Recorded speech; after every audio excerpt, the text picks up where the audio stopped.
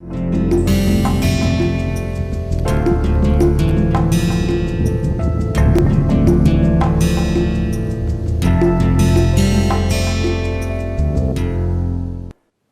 left at the synapse and the chemistry. I hope you would have got an idea of how the neurons talk to each other. Let us move on to the first part of what I said, electrochemical thing, but I actually want to skip this electrical thing, and before electrical thing, so we have got the whole thing about at the chemical stuff. Let me see if we want to talk about the electricity in the brain. Maybe, so what do you know about electricity? We know electricity that electricity is right. So, we have it here. Electricity is the flow of electrons. You put wires, there is a voltage difference, electrons flowing, the direction of the current is opposite to the flow of electrons, which is basic physics. Is the electricity in the brain same or different? They are two very important people, Galvani and Volta. You would have heard about them. Volta is the man who created batteries, voltmeter. Galvani, in an experiment with frogs, he was peeling them and there was a loose wire and that touched the muscles of the frog and the frog jumped. It gave an idea to Galvani that there must be electricity, there must be a transmission of that electricity to the muscle or nerves. So, he took out a cut nerve and then touched it, it again jumped. This experiment was repeated. There was an experiment where frog was kept and the electricity, this lightning electricity was transmitted to it, it again jumped. So, Galvani thought that, and he thought it correctly, that the nervous system has electricity. So, I told you chemistry first, but what came out first was the understanding the electricity. Volta added to it, but he always thought that the animal electricity is different from the normal electricity. It was Volta said that it is probably the same electricity. Electricity, is the flow of current when you measure it. He said so this was the experiment when lightning, and so you should understand that the whole thing see this. The next person to add to this information and knowledge was Muller, and Muller actually brought out this doctrine of specific nerve energy. So, he said that this whole nervous system is between you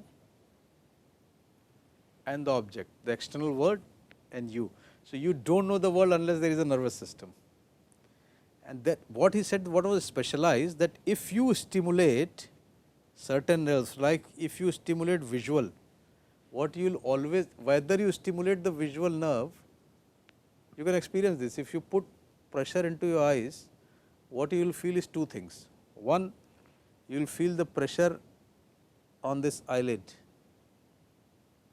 but what you will also see with pressure is image in the back of the mind, because whether you are giving pressure or whether you are giving touch or you are giving anything, the nerves which are getting stimulated will always create a imagery. So, whatever you do with your ear, do this, you will hear a sound.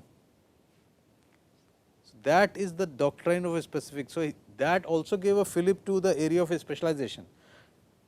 So, your optical nerve will always see, your auditory nerve will always hear.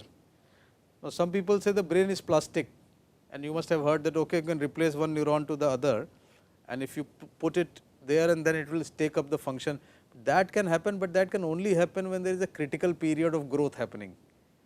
When they have really not, the nerves have not taken up the specialized work, till that time in that critical period, very early in life, if you can replace, then maybe auditory neurons can see, or the visual neurons can hear. It also happens in something, in a different type of hallucination, where the people can hear a rose or hear red color. You can't hear a red color, you can see a red color. But some people, when they hallucinate, it is called synesthesia. So, one area of the brain, when it is stimulated, triggers of the other area, and people start feeling that perception where it should not be there normally. This is synesthesia. If you read Ramachandran's book, V.S. Ramachandran, Telltale Brain and Phantom Limb, you will find that he is talking about synesthesia. It is a very well understood thing, but he has detailed it very well. Now, the next question was, at what speed this nervous impulse is measured. Now, let me ask you, you just do a small exercise. Suppose I ask you to, by some hypothetical mechanism, that you want to see something in London right now, and if I give you a light source which will go, fall on Big Ben, and you can see the image, hypothetically, will it take some time? It will, because light will have to travel. Or you forget that, if even if you have to want to see just 500 yards from here, you can send a light will reflect, it will take some time.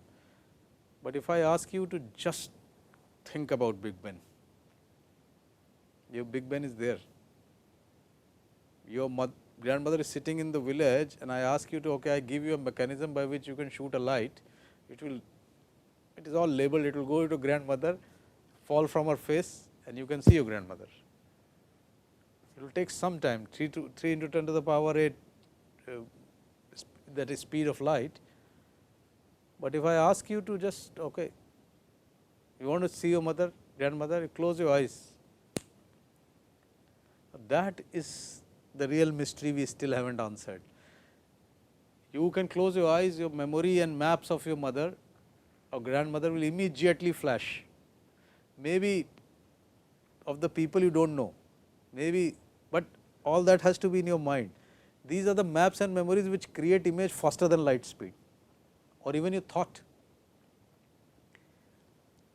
If you really look at the speed at which the whole thing is going on, it will still take some time, but thought really goes on very fast. That is a hard problem of research, which we will talk about towards the last lecture, when maybe we will decide about the 100 years, next 100 years. So, Helmholtz, this is a very important character, you should read about him. I think he was a very bright guy. He measured the speed of the nervous system, because the speed of the nervous system is, it has to be something that will determine your reaction time. If something comes suddenly, within that time it has to really, and that speed in the brain varies from 0.5 to 120 meters per second. 0.5 is for neurons which connect within the cortex, very slow. 120 meters per second are the long distance neurons which are covered with myelin sheet. So, we will talk about it. Then he brought out, he was such a bright guy, trichromatic theory. The eye have cones which differentiate between the basic colors. He made out a difference between sensation and perception. There is a difference. Sensation is just sensation, giving a meaning to it is perception. So, giving perception happens in the higher centers of the brain, sensations happen at the very, very neural level. And then the whole Helmholtz, you must have studied, those who know harmonics, and so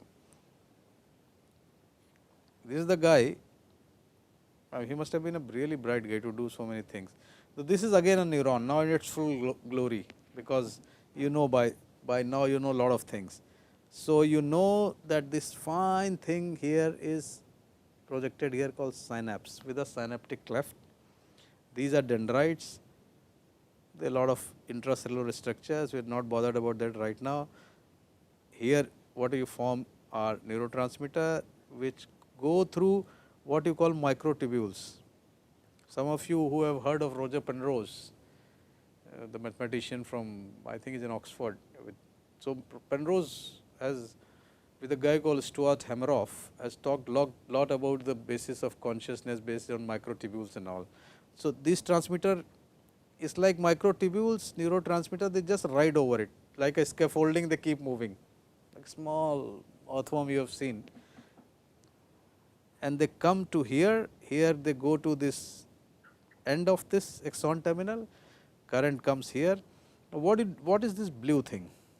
This blue thing, this blue thing. Normally, if you see this cell body, an axon, the current goes slow. How it goes, I will tell you, but this is called myelin sheet. Now, this myelin sheet, if you remember, I was talking about the wiring, and we talked that if you make the wire thick, the size will increase, the speed will also increase, but you can't fit so many size. So, not all neurons are myelinated. Most of the long distance neuron which have to come from brain to say hand or to spinal cord, they are myelinated. White matter, that sixth layer where the white matter started, that some of them are myelinated, some of them are not, because where it is not myelinated, it has to be, the current has to go on like this, which is still a time consuming thing. In myelinated, the current jumps between this, you see the yellow things between the blue, current jumps like this. So, between this makes the whole thing faster. These are called saltatory conduction, jumping, saltatory conduction. Otherwise, non-myelinated, it goes on like a continuity. Okay. This area is myelinated, this area is myelinated. That means, all the receptor activity is happening in these areas which are not myelinated, right. This area, all the sodium potassium is going on in and out. So, the axon is single long, so this is the myelin sheet. Okay. Now, what is this actual electrical activity in the brain? So, neurons, once they get activated, they remain, they may not be firing, they may not be achieving anything, but they are electrically active. So, that is a definition which we will come to later. So, there is something called resting potential. Now, you remember I told you a lipid layer, protein layer, potassium channel, sodium channel. So, this is what is happening. This is a huge dynamics. We will not go into detail of it because that entails another set of information, but read it. In a resting neuron, one that is not conducting an impulse, there is a difference in electrical charges on the outside and inside, sodium and potassium. Potassium is going in, sodium is coming out. By sodium potassium ATPase, the outside has a positive charge and inside has a negative charge. This enzyme, I mentioned it, there is a different number of potassium and sodium on either side. So, 3 molecules of sodium outside, 2 molecules of potassium in. So, this is called a sodium potassium pump. In one way, I think once this shuts off, that may be death. We really do not know, because then nothing transfers. So, cell exterior, as you see, is a low potassium, high Na. Here, and this has become because there is a lot of potassium initially at the, there is a lot of potassium outside. So, it keeps going inside. So, that has to be brought out. Sodium potassium pump manages it. This is again the same, creates a concentration and electrical gradient for sodium potassium, which means that K tends to diffuse out of the cell and sodium tends to diffuse in, but the membrane is much more permeable to potassium. So, the concept, this whole game creates a resting membrane potential of minus 70 millivolt. this is the resting membrane potential. This much electrical activity is happening in each neuron on the baseline, nothing is beyond this. So, this is also electrical activity. So, if the true rest that okay, you switch off the lights, there is no light, or you take out the plug, your machine computer is off, but does the computer go off? Computer does not go off, otherwise what will happen, every time you put it on, you will have to reset the time. Computer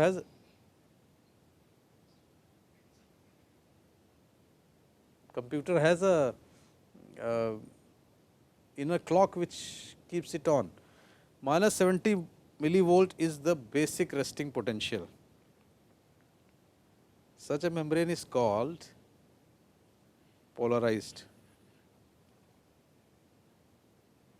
So, positive, negative, minus 70 millivolt, this is polarized, resting polarized state. What happens is a electric current is coming. This is say one dendrite, one axon. There is a receptor here. Neurochemical comes here. It binds, changes the chemistry. The shape, sodium which was normally coming out flows in. Once sodium flows in, what starts happening is that inside starts becoming positive. There is a change in the permeability of the membrane to sodium. Now, if you remember, the membrane is more permeable to potassium. So, potassium is doing its concentration gradient on its own. But why I am telling you all this, this is a basic. Once you understand this, then you can build up what is happening in the brain. Without this, otherwise you will not know what is happening. So, suddenly when the ligand gated or voltage gated channel open, suddenly there is a sodium which goes in. As it goes in, there are a lot of voltage gated channel also open up. It is like sudden information, like if you know what we call quantum entanglement, right? Just the information goes faster, very fast. It still has a finite speed, not at the light speed. It opens up and suddenly it goes in again and again. The moment this starts happening, it becomes more permeable to sodium. The entry of this sodium disturbs this resting potential, which is minus 70 volt, and it goes up to, it starts rising because inside becomes positive. This state of inside becoming positive and outside become negative is called depolarization. Right. Now, if from 70 millivolt the whole gradient goes up to minus 55 millivolt, the neurons become excited. So, this is called a threshold level. Okay. Now, threshold level, if you look at this graph, it is going from 70 millivolt.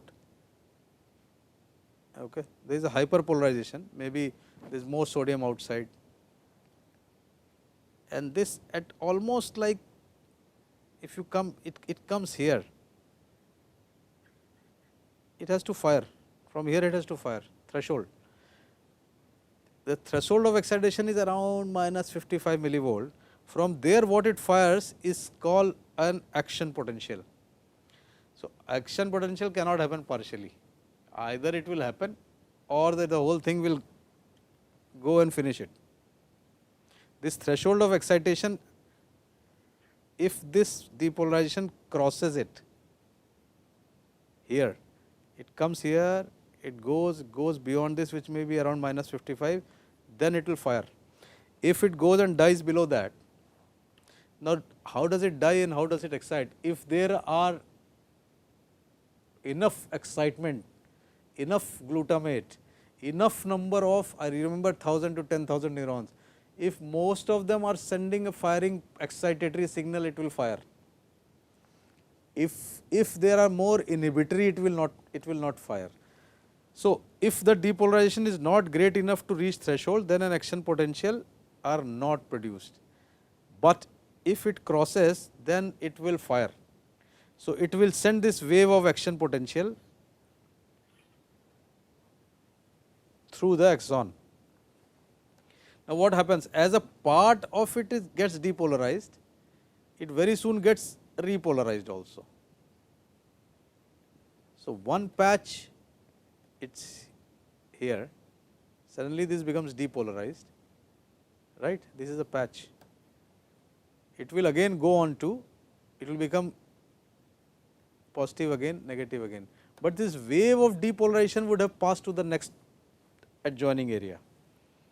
So, this part which has become repolarized will not respond for a certain period, that is called a refractory period. So, no amount of signaling which you send will work. So, this is the type of game which happens. So, it almost, if you look at it, almost carries like a wave of depolarization, repolarization, okay, and it moves till it comes to again the axon terminal to pass it to the next neuron through chemical gating. This is how it works. Electrical activity, threshold crossing, sodium potassium controlled by the chemical switching, which can be altered through medication or anything. So, they travel very rapidly.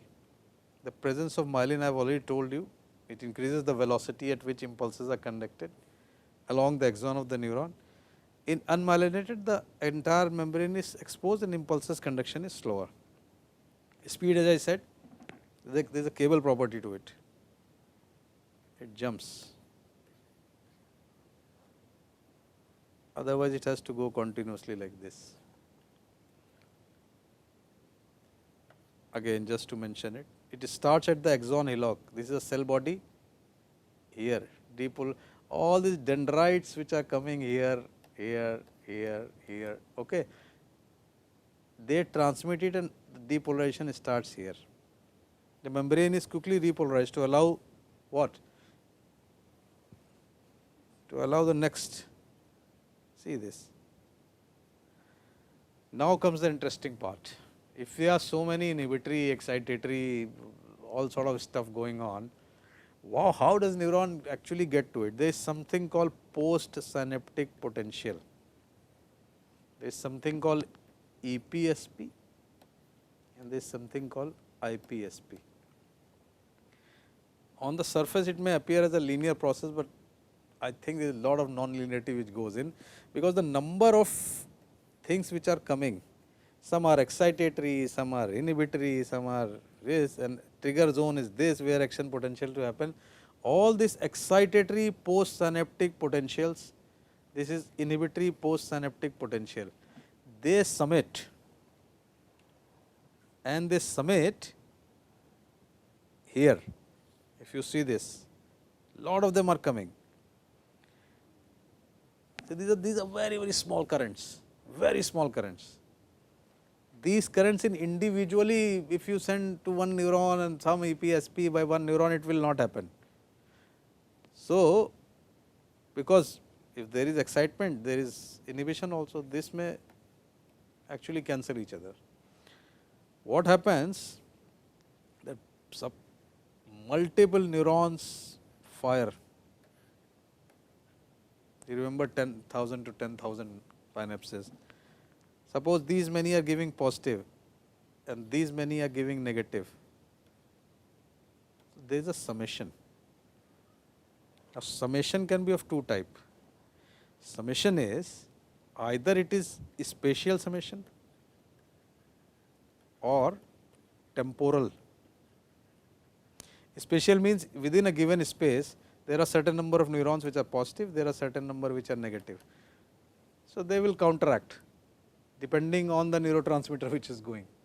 GABA is more or glutamate is more, or there may be that certain neurons are firing positive, after that there is a negative, after that there is a positive, that will also determine. So, either there can be a temporal summation or, so the whole story boils down to this chemical gating and electrical signaling.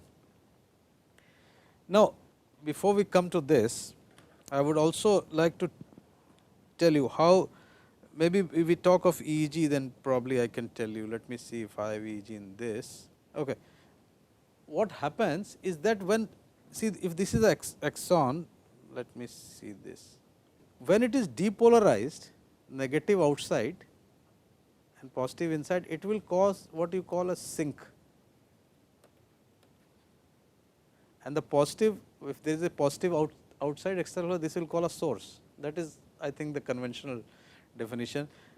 Now, multiple neurons in the cortex, in those 6 layers on the surface of it, there are multiple sinks and sources. This forms what you all know is called a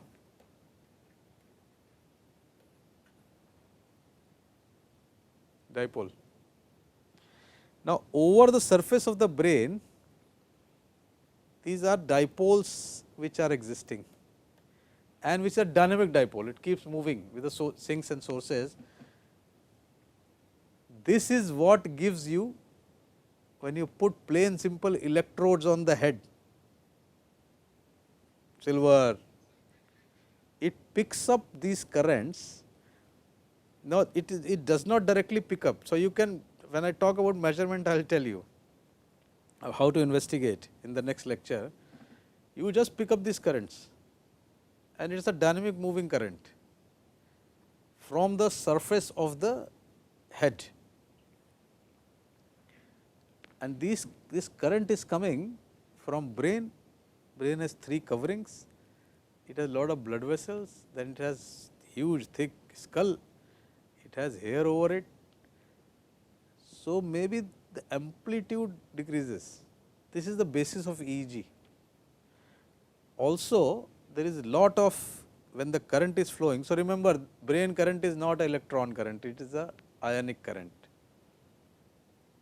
This, and obviously, if there is a current, there has to be a magnetic field around it. So, there is actually electromagnetism in the brain. So, we come nearer to the natural physics.